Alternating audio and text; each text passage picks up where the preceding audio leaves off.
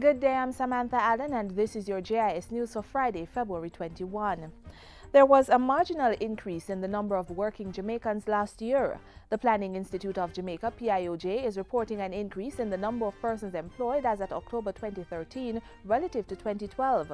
The PIOJ's Director General, Colin Bullock, said the labor force survey conducted by the Statistical Institute of Jamaica, Statin, showed that over 1.1 million persons were employed as at October 2013. This is close to 7,000 more than the corresponding period in 2012. The sectors contributing the largest increases were real estate, health and social work and construction. The year-on-year is marginally up, but there has been the beginning of what we hope is a trend decline in the unemployment rate from April of this year.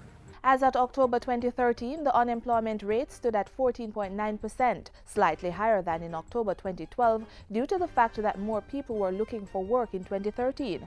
However, if October 2013 is compared to April 2013, the unemployment rate declined by 1.4%.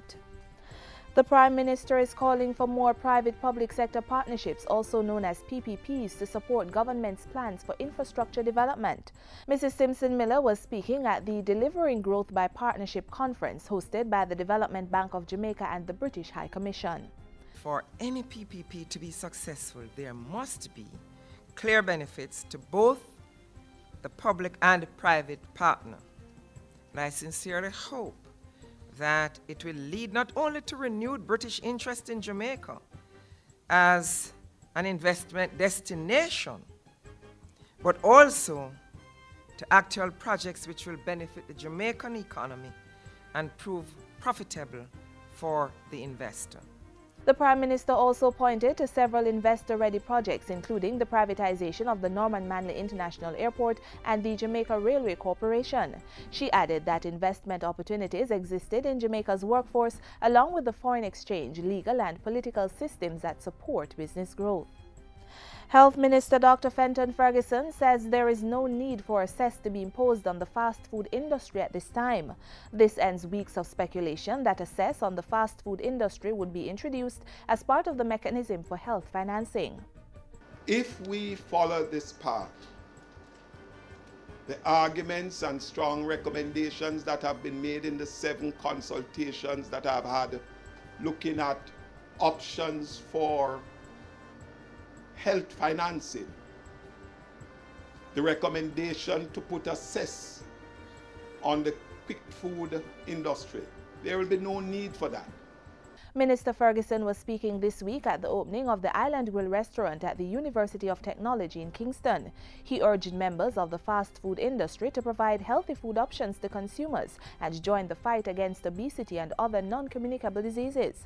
Stakeholders were also encouraged to make fruits and vegetables more affordable while reducing the amount of salt, sugar and fat used in cooking.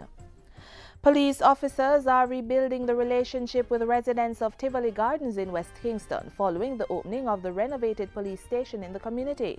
National Security Minister Peter Bunting said the move is in keeping with community policing initiatives which build one-on-one relationships between the police and citizens. They know who is the troublemaker. They can spot from before the person becomes a criminal, behavioral problems, and start targeting social interventions, whether through the school or the social work. They develop relationships of trust with the leadership in the community. The Tivoli Gardens police station was refurbished at a cost of $12.7 million.